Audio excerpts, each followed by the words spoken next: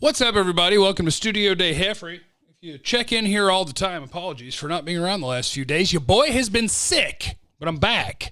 Cowboys win by a 40-burger. They don't just score a 40-burger. They win by a 40-burger. That was fun, huh? So, a couple of important things that I think are worth mentioning coming out of that football game. And one of those is that the Chiefs just played and they scored a whole bunch of points too, so they look like they may be coming back around just in time to play the Cowboys. But here are the couple of important things that I think matter. One, obviously the Cowboys are a good football team. You don't get to 7-2 on accident. You do occasionally lose football games ugly on accident. Hello, Tampa just lost to Washington last week. 5 good teams lost to 5 bad teams. The NFL is it's a crazy lady. That's what the NFL is. So things happen, and now the Cowboys come back, and they go thump, and there's 3, I'll say, very important things that come out of this game. 3.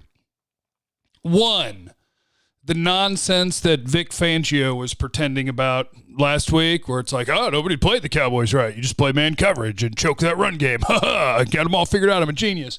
Atlanta tried the same thing, and Atlanta got smoked and immediately went, no, bad idea. Oh, my God, Dak's good. CeeDee's good. Gallup's good. So that doesn't work.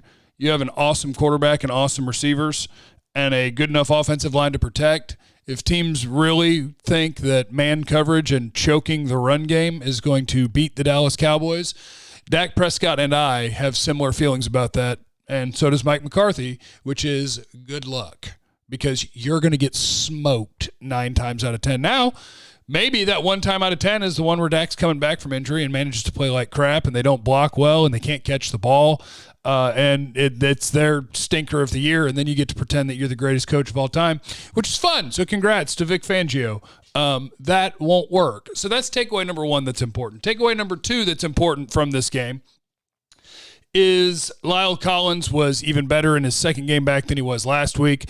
Last week, the thing about Lyle Collins is he's going to be a dominant run blocker pretty much in his sleep, and pass protection this week was a little better than last week, and I did not notice him getting winded like I did last week. So the debate about who are your offensive tackles, that's over, and you don't have to do that. Tyron Smith, when he gets back, is your left tackle. Lyle Collins is your right tackle. The reason for that is because they're your 2 best tackles by far. You be thankful for the depth that this team has, that Terence Steele has shown that he's a very capable right tackle replacement and a maybe capable with work left tackle replacement. That's awesome. Having depth is incredible. We don't have to talk about should so-and-so play here and there and who's going to change positions. Tyron Smith is a stud. Lyle Collins is a stud. Terence Steele is a capable backup. Those are things that are real life. So we can just get that out there, move on from there. Now, the last thing that is important is one of the reasons that the Cowboys beat the Falcons by 40 points is because the Falcons couldn't convert a third down. I don't think they converted a third down until the chosen Rosen came in the game late. I believe they were 1 of 11 on the day on third down. Last week, Denver, if I recall correctly, was 8 of 15 on third down. Now, there are things you can do defensively. Having better players gives you a better chance at having a good defense, but this is why we do the numbers. This is why we care about analytics. I know to some people it's an evil word. Let's just call it stats or numbers or whatever. Because third down conversions are not going to be consistent. You're not going to be converting 60% of your third downs week 1 through 18. It's just not the way the world works. There's a level of randomness to what happens on such a small sample size of plays on 3rd and 3, 4, 5. Did one guy miss a block? Did I drop a ball? Did that happen back-to-back? Oh, my God, I'm 0 for 2 on third down. I'm a terrible third down team. No, you're just playing football and there's variance. So this week, 1 of 11. Last week, Denver was 8 of 15. Are the Cowboys the best third down defense ever? Or are the Cowboys the worst third down defense ever? The answer is neither. And that things will go wee because that's how things work in sports, especially in things with small sample sizes. Which means where we do go to see how good is this team? How good is this offense? How good is this defense? We go to charts. Shout out to my guy, PFF Moo. He's one of their nerd guys, and I say that as a fellow nerd. I mean, Cloud Strife poster behind me, Final Fantasy VII. We go to the charts. NFL tiers, team strength measured on a per-play basis and adjusted for your schedules that you've faced. Woo! Cowboys, according to this measurement on a per-play basis, are the best offense in football. The team furthest to the right is the best offense in football. The teams at the top are the best defenses in football. So I have to do a little bit of counting here. We don't have to count for offense because the Cowboys are the furthest to the right. Woo! Best offense. That's fun. For best defense, you start with Buffalo, then you step down to Carolina, then you step down to Arizona, then you step down to New England, and then you step down to Dallas. Fifth best defense and the best offense through 10 weeks of an NFL season. Now that is not a little sample size of what's happening on a certain down.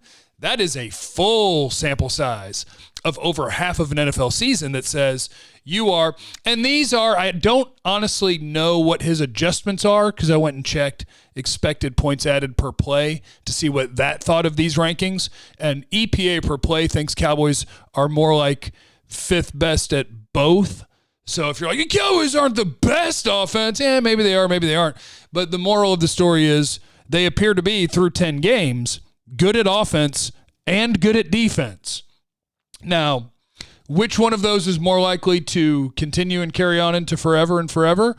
Offense. Because the defense, one thing that buoys how good your defense is it is obviously a massive play when you force turnovers. And so if you believe they can continue to be one of, if not the best turnover teams in football, then you believe that the Cowboys can be a top 5 defense. If you believe that that will continue to level off, then maybe the Cowboys are a top 12 to 15 sort of defense. But either way, those are the things that matter coming out of this game. One, you're a good team. 7-2 says it. Those numbers say it. Your efficiency says it. Cowboys are good at offense and maybe good at defense. Lyle Collins is your right tackle, and we can stop talking about it. He's a stud.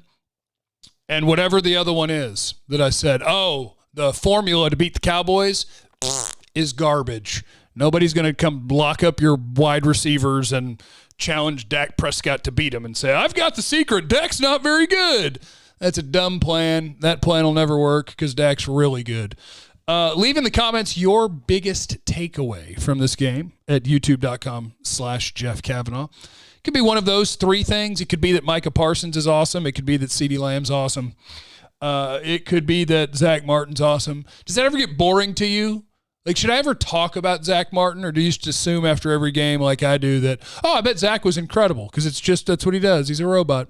Leave that, youtube.com/Jeff Cavanaugh. Make sure you're checking out. We got great content every day on 1053thefan.com. Listen to us on the Odyssey app if you're outside the listening area. And I will see you guys from 2 to 7 on the home of the Cowboys, 1053 The Fan. And that's that.